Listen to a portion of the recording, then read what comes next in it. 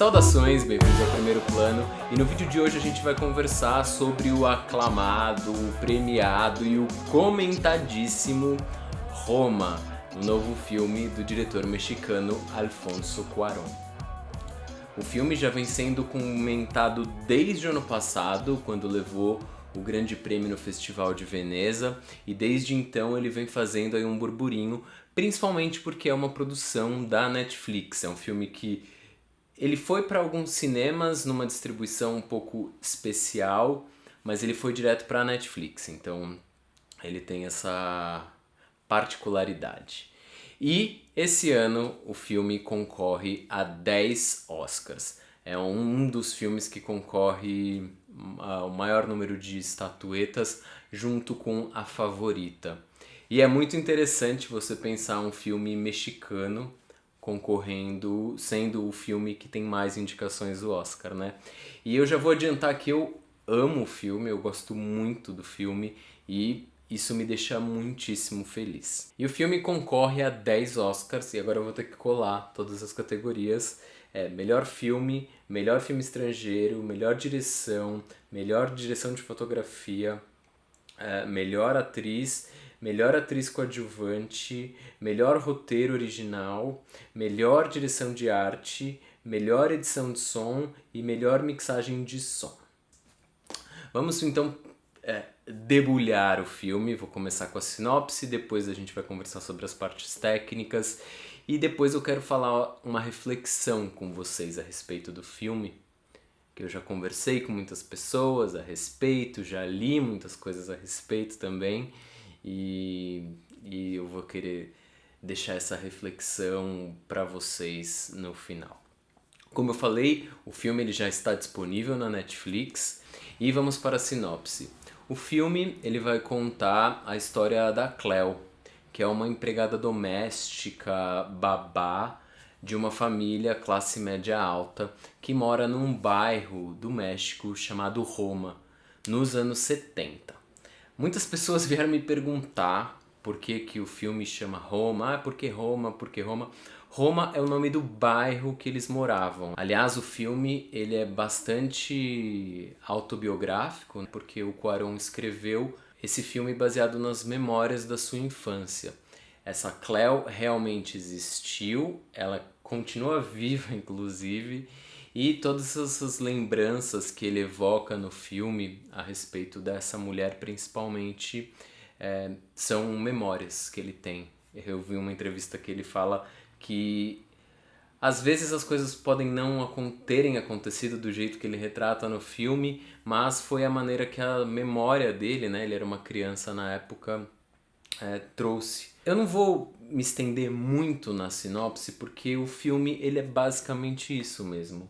Ele é um recorte de um período na vida do diretor, né, do Alfonso Cuarón, focado muito nessa personagem da empregada babá. Então vamos para o roteiro. O roteiro é escrito pelo próprio Cuarón. Ele levou um bom tempo escrevendo esse roteiro. Ele começou a ter ideia desse filme quando ele estava fazendo o filme Filhos da Esperança, e eu acho que Filhos da Esperança, se eu não me engano, é de 2006. Então, desde então, ele já vem amadurecendo essa ideia na cabeça dele de fazer esse filme muito autobiográfico, muito pessoal, mas que eu acho que fala com todo mundo, né? Então, vamos lá. O roteiro, ele é muitíssimo bem estruturado, ele é muito detalhista, porque é um filme cheio de detalhes e que ele é um filme lento, ele tem um ritmo um pouco mais lento para a gente entender quem são essas personagens, quem é esse núcleo familiar onde essa mulher está inserida, né, a Cleo. Então a gente tem essa família de classe média alta, é um roteiro que prima pelos detalhes. Eu tenho muita vontade de ler esse roteiro porque eu acho que deve ser um roteiro riquíssimo imageticamente, né? Porque quando a gente escreve um roteiro, a gente tem que escrever imagem no papel. A gente não pode escrever sentimentos ou coisas do tipo, porque a gente tem que colocar no papel exatamente o que a gente vai passar para a tela. Então é um roteiro que eu acho bastante detalhista em diversos aspectos da história, e eu não vou ficar contando aqui sobre todos esses detalhes, porque eu acho que isso é uma coisa bacana de cada um ter a sua percepção acerca disso. Agora vamos para a fotografia do filme, que também é do diretor, do Alfonso Cuarón. O Cuarón ele vem trabalhando muito com o Emmanuel Lubezki, que é um diretor de fotografia. Aliás, o Lubezki ganhou melhor direção de fotografia no último filme do Cuarón, que foi Gravidade, um Oscar, né? Então todo mundo já imaginava que o Lubezki iria fotografar essa nova empreitada do Cuarón. E ia mesmo. Só que quando o Cuarón falou pro Lubezki, olha, a gente vai gravar aí durante cento e não sei quantos dias, cento e não sei quantas diárias. O Lubezki falou, meu Deus, não consigo disponibilizar todo esse tempo na minha agenda. E o Cuarón começou ele mesmo a pensar e acabou que ele decidiu e ele mesmo fotografou o filme. E a fotografia do filme, ela é espetacular. Aliás, ela concorre também um Oscar na categoria de melhor fotografia. E é uma fotografia PB. E é muito engraçado você pensar, né? Uma fotografia PB para um filme de memórias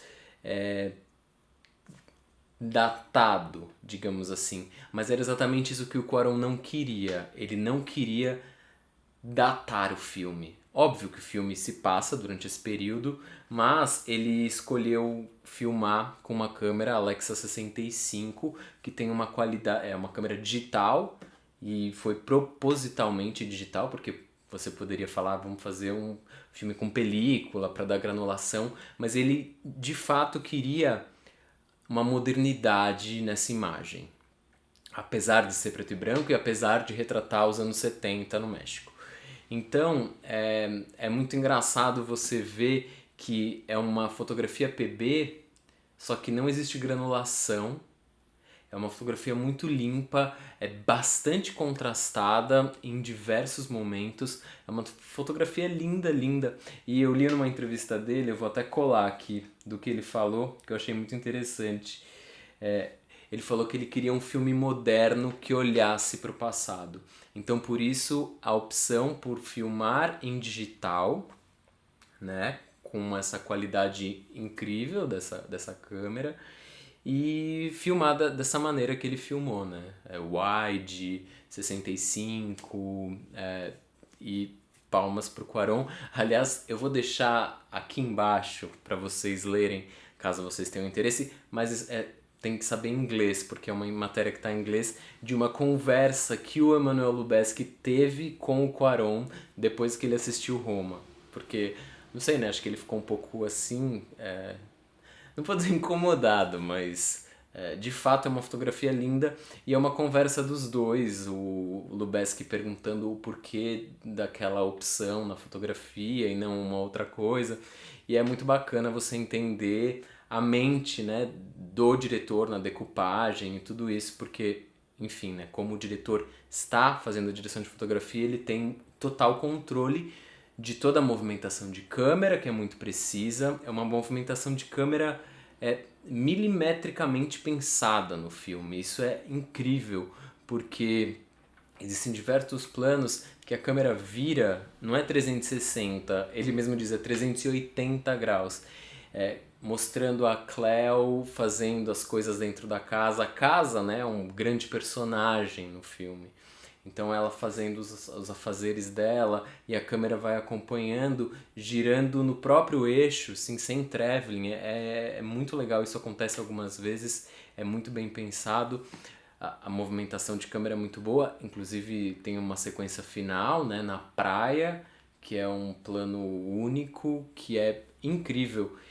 E eu acho que pelo fato do Cuarón estar trabalhando com alguns não atores, né? Por exemplo, a personagem principal, a Cleo, ela nunca tinha feito um filme na vida dela. Então, ele, ao mesmo tempo que ele precisava ter uma câmera precisa, com movimentos precisos, ao mesmo tempo ele precisava dar liberdade para os personagens improvisarem dentro daquele plano. Então, ele faz isso muito bem. Eu acho que pelo fato dele dirigir e fazer a direção de fotografia, que já é uma coisa muito louca, é muita coisa para pensar, mas ao mesmo tempo ele vai ter muito controle acerca disso. É um filme e os atores estão ali e coisas podem acontecer espontaneamente que são geniais. Aliás, eu vou voltar na cena da praia final, é uma cena que ela entra no mar e a personagem, ela não sabe nadar. E a atriz também não sabia nadar. Então você tem que ter muita coisa na cabeça pra fazer uma cena daquela, né? É impecável. Depois vamos para a montagem, que também é uma montagem muito precisa, ela é muito fluida, ela corta onde precisa ser cortado. O filme ele é um pouco longo, ele tem 2 horas e 15, 2 horas e 20 eu acho, mas ele não é um filme que cansa. É um filme muito bonito, que tem sim os seus planos mais longos, mas como eu falei no roteiro, que é muito cheio de detalhes, a gente através dos planos consegue perceber muita coisa acerca daquela ambientação que aqueles personagens estão, acerca da casa, das externas e tudo. Tem enquadramentos que são assim uma coisa maravilhosa. E aí a montagem ela consegue enaltecer tudo isso. A trilha sonora, na verdade, é composta de músicas diegéticas. Quando a gente fala de música diegética num filme, são músicas que os personagens estão escutando, não é uma trilha sonora que entra para dar clima à história, nem nada disso. E funciona muito bem. Na verdade, acho que essa opção de não usar trilha sonora composta é muito boa, porque existem cenas muito dramáticas no filme, muito dramáticas mesmo, e são cenas que você facilmente pensaria numa trilha também dramática para dar mais clima, mas não, ele não usa música e é seco, assim. Existe uma cena da Cleo num hospital, num determinado momento do filme, que eu acho que talvez uma das cenas mais impactantes do filme.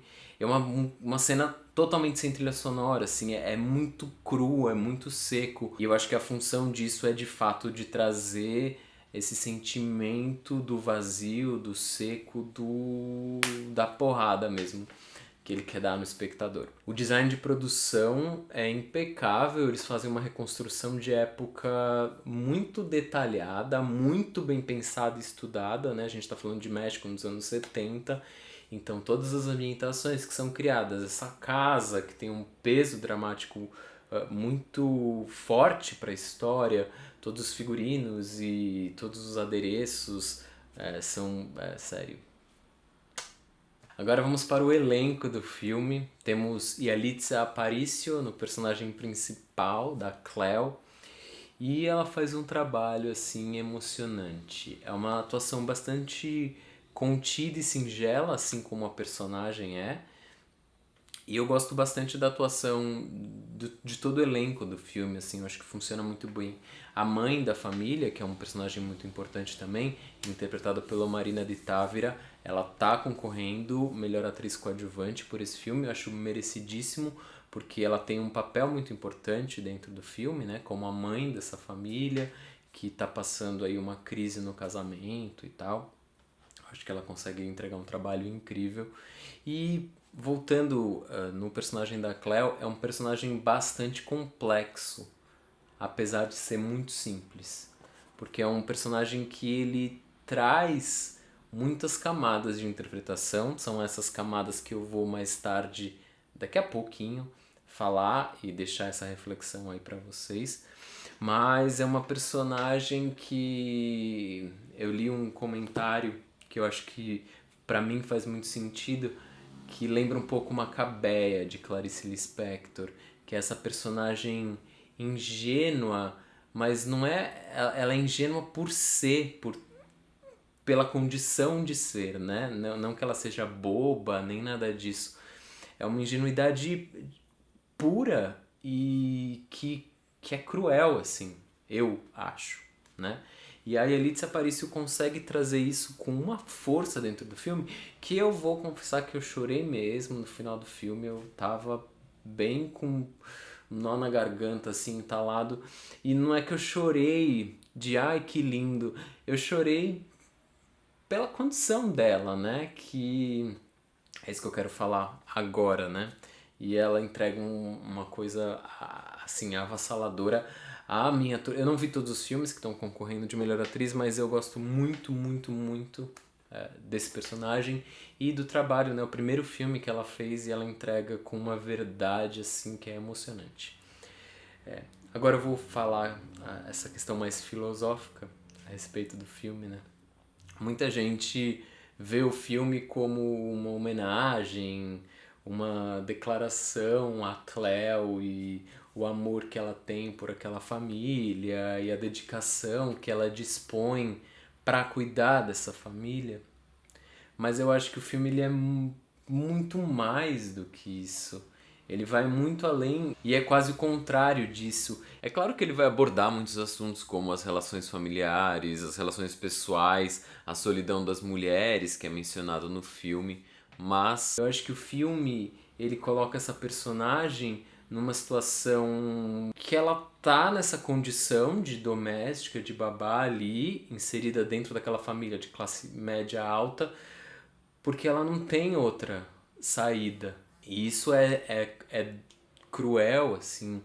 Eu acho que o filme acaba, sim, sendo uma crítica ao sistema capitalista através de um personagem que é muito bem construído e que ele acaba carregando essa família nas costas.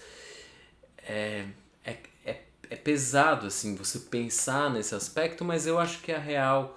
O diretor talvez não seja consciente essa opção dele, mas eu vejo muito filme por esse viés.